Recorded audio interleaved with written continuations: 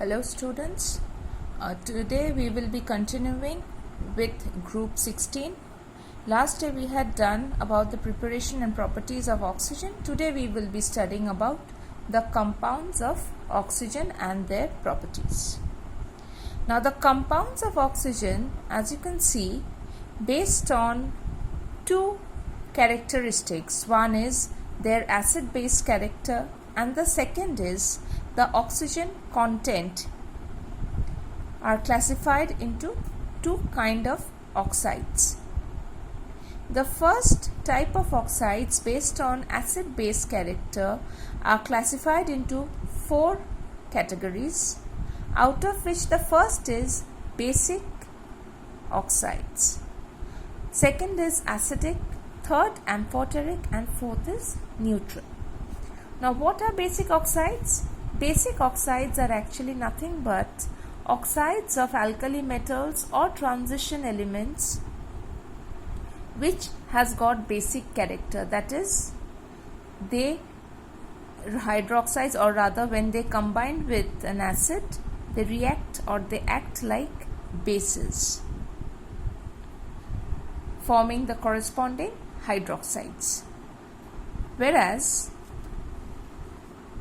acidic oxides are mostly the non-metallic oxides which when reacts with water they produce the corresponding acids.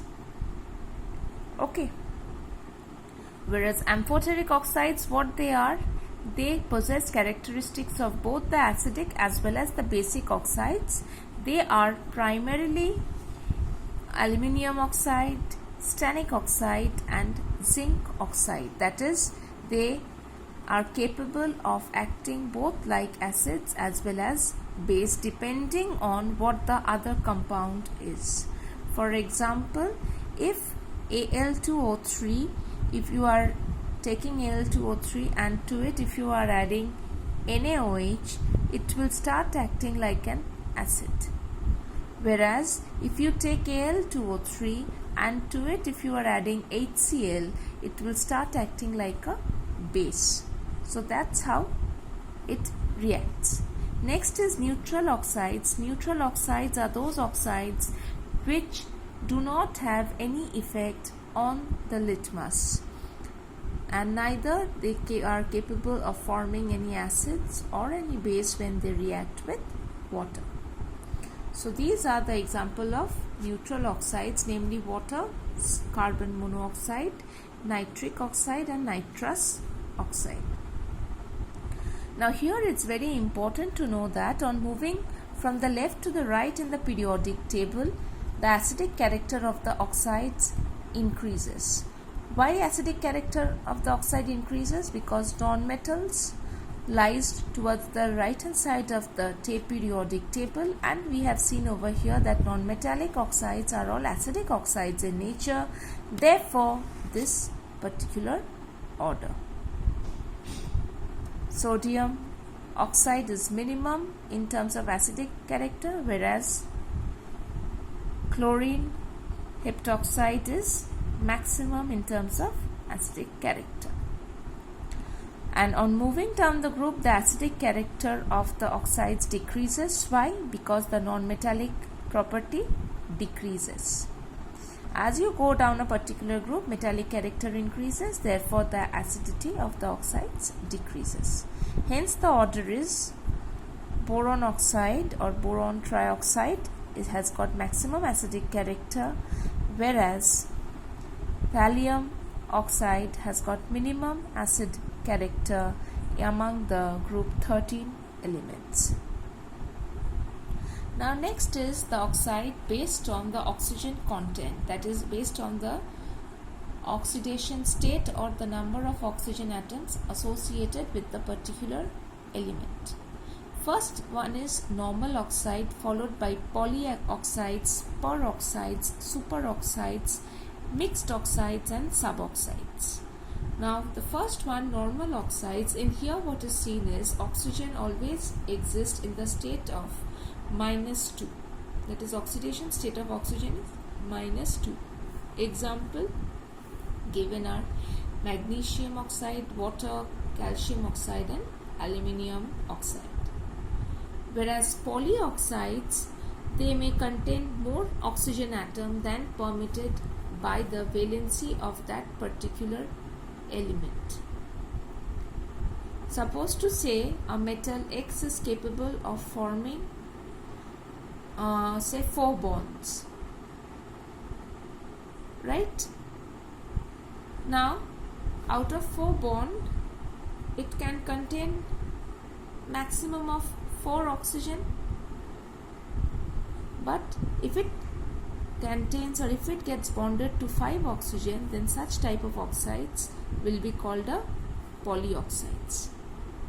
Whereas peroxides are compounds in which oxygen exists in -1 state, like H2O2 or barium peroxide, there's sodium peroxide, and there are a lot of other peroxides. There's benzoyl peroxides. Organic peroxides also are same in this respect. Next is the superoxides. These are extremely unstable compound. Besides potassium superoxide, no other superoxides has been been able to kept under normal state. This potassium superoxide, in this the oxygen atom exists in -0.5 oxidation state, whereas for suboxides the oxygen atom present is much less than that permitted by the valency. That is, suboxide concept is just opposite to that of the polyoxide concept. In suboxide, if there are provision of more number of oxygen atoms to be bonded, but in reality there are much less number of oxygen atoms that remain bonded. Example, nitrogen suboxide, or say carbon suboxide. Now next is the mixed oxides. Here it is actually the mixture of 2 different oxides which exist in a stable state individually. Example, Pb3O4 or red lead, or say rust, Fe3O4, or say Mn3O4. Now these compounds, the first one Pb3O4 is nothing but a mixture of PbO2 and PbO. PbO2 and PbO combined gives Pb3O4. That's more precisely, it is PbO2 plus 2 PbO, which results in the formation of Pb3O4. Fe3O4 is because of the mixture of Fe2O3 and FeO, and Mn3O4 is because of the mixture of MnO, that is 2 MnO and MnO2. So these are the 2 sets of mixtures which result in the formation of the mixed oxides. Now next we go into ozone, or trioxygen as the name is. It is definitely an allotrope of oxygen. It's present in the upper atmosphere and it's formed by the UV radiation which falls on the oxygen atom present in the atmosphere, resulting in the formation of ozone molecules. Now in the industrial process, how is it prepared? It's prepared in a special kind of a device called the ozonizers.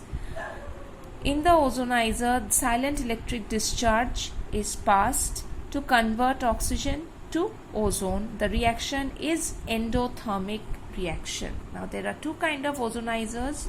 One is called the Siemens ozonizer and the other one is called the Brody's ozonizer. This name you just keep in mind for your information. Now, in order to get a better yield of this ozone, certain conditions needs to be followed. First condition among the others are the oxygen that is being used should be pure, dry and cold. The ozonizer itself must be very dry. Temperature should be very low, that's 0 degrees Celsius or 273 Kelvin. And the electric discharge should be sparkless, that is, in presence of spark the reverse reaction takes place, that is, ozone starts decomposing by free radical mechanism.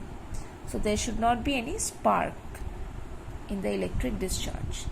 Properties of ozone: it has got light blue color, it's got pungent odor, more precisely it has got a fishy kind of a smell. If you have ever been to the seaside, you will find that during the evening time this strange smell of fish comes, that's because of the ozone which is formed from the seawater because of the UV radiations coming from the sun. Now next is it's slightly water soluble, and then we move into the chemical properties. Among the chemical properties, the first one is the decomposition of ozone, which is at a higher temperature. So this is the reason why it has been said that temperature should be very low as 0 degrees Celsius, because at higher temperature the backward reaction takes place. As you can see, that is, the reaction now becomes exothermic in nature. Next property, that is oxidizing property of ozone. Ozone is capable of liberating atomic oxygen, which has got oxidizing property, and based on this atomic oxygen, ozone is capable of oxidizing silver to silver oxide, sulfur to sulfur trioxide, lead sulfide to lead sulfate. That is from -2 of sulfur to +6 of sulfur. Next is the property of oxidation of mercury, in which mercury gets converted to mercurous oxide along with liberation of molecular oxygen. Now over here, as you know, that mercury is an element which does not stick on glass, and that is the principle which is taken into consideration for the preparation of thermometers. That is, mercury has got a very sharp meniscus and it does not stick to the wall of the glass. But here, in case of reaction with ozone, what we see is that since mercury forms mercurous oxide, it starts sticking to the wall of the container, right? Because this mercurous oxide mixes and gets dissolved in Hg or mercury, and the mercury starts losing its meniscus and starts sticking on the wall of the container. This results in a phenomena called tailing of mercury. That is a kind of continuous tail kind of a thing that results in the wall of the container, probably made up of glass, when mercury reacts with ozone. Next is the bleaching action of ozone, which is resultant due to the formation of atomic oxygen. Now here we see that vegetable colors, when they react with ozone, they give the colorless material along with liberation of molecular oxygen. Now this property of ozone is taken into consideration for bleaching dyes like indigo, ivory and litmus. That's very strong colors. These colors are quite strong, and so ozone acts as an excellent bleaching agent. Besides this, formation of ozonides, which you have done in the ozonolysis reaction when you did alkenes, that is, with alkenes or any unsaturated hydrocarbon of preferably aliphatic nature. Aromatic also gives no issue, but reactivity is definitely better for aliphatic hydrocarbons. Aliphatic hydrocarbon reacts with ozone in presence of CCl4 medium, producing ozonide. That is, single bonded oxygen bonding together by formation of sigma bond with the unsaturated hydrocarbon. Right? So the last part for today's class is the use of ozone, which is primarily used as a disinfectant for purification of water. It has got very good antibacterial property. Often you will find that for beautification you are given ozone treatment, and for treatment of dandruff also sometimes ozone therapy and ozone treatments are given. Next is for industrial utility, for the manufacture of potassium permanganate, artificial silk, synthetic camphor and so on. These are all synthetically prepared elements. So ozone finds utility in the preparation of these elements. This is for today's class. Please keep studying, and all the best, and have a nice day.